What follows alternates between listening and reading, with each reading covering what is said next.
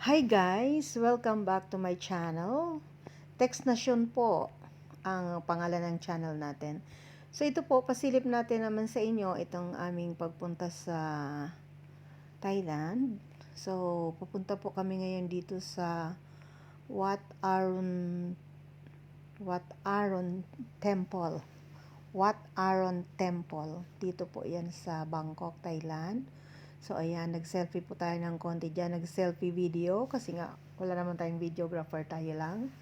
So, pagpasok po dito, ayan po siya, nang kinasilip siya sa malayo, natatanaw.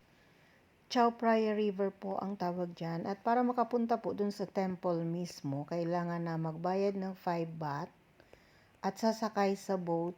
Patawid lang po dyan sa ilog. Malapit lang po siya. Saglit lang. Na pinupuno ang boat bago pumunta. So pagdating doon, pasok ka, nagbayad kami ng 200 pesos 200 baht na entrance. May libre na siyang isang boteng tubig. So yan ang makikita niyo sa loob mo. Up close na tayo diyan sa temple niya. Napakaganda ng loob, malinis, ang daming tao. Pumunta kami diyan mga between 12 to 1 at mainit. So, pero may mga pahingahan naman ang pwede mong upuan, maraming mga bonsai trees, maraming mga naka-costume sa loob. Pinaparent po yon ng 200 baht. Pwede mo na siyang suotin maghapon at mag-ikot at magpa-picture.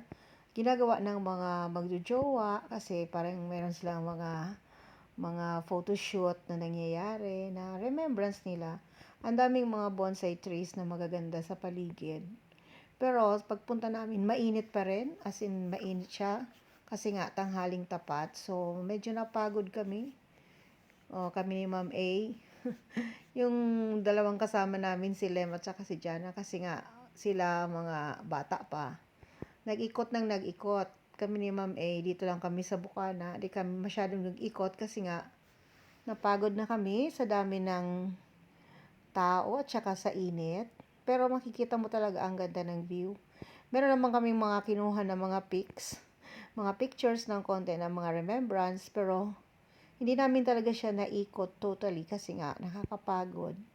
Para sa mga bata pa na mga pupunta dyan, mag-enjoy kayo kung pupunta siguro kayo dyan ng close na sa hapon na may ilaw na kasi may mga magandang ilaw yan paggabi. At syempre malamig yung hangin kasi may ilog, pero sa tanghali talaga mainit siya. Nung time na pumunta kami dyan. So, ang lawak-lawak po niya, ang lawak-lawak ng lugar at malinis, maintained siya. Mababait ang mga tao. Maraming nagdadaan. Pagka mag-picture ka, so ayan po yung temple nakikita natin.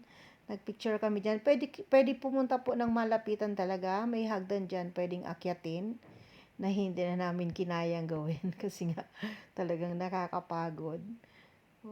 So, nag-enjoy naman kami kahit mainit. Nag-enjoy manood ng mga tao, syempre, at saka panoorin yung magandang surrounding. Naiiba naman dito sa atin kasi mga templo ang nandito sa Thailand kasi nga Buddhist sila. Pero malinis, nakakatawa yung mga bonsai trees, parang sa Vietnam din, ang daming bonsai trees. So, ay nakikita niyo yung mga naka-costume yan, guys, yung parang ano nila yan, parang costume nila dito sa Thailand. Selfie din tayo ng konti, parang remembrance. Nung palabas na kami, siguro mga lampas din kami dyan ng 1 oras. Pero, nagpahinga kami dyan ni Ma'am A.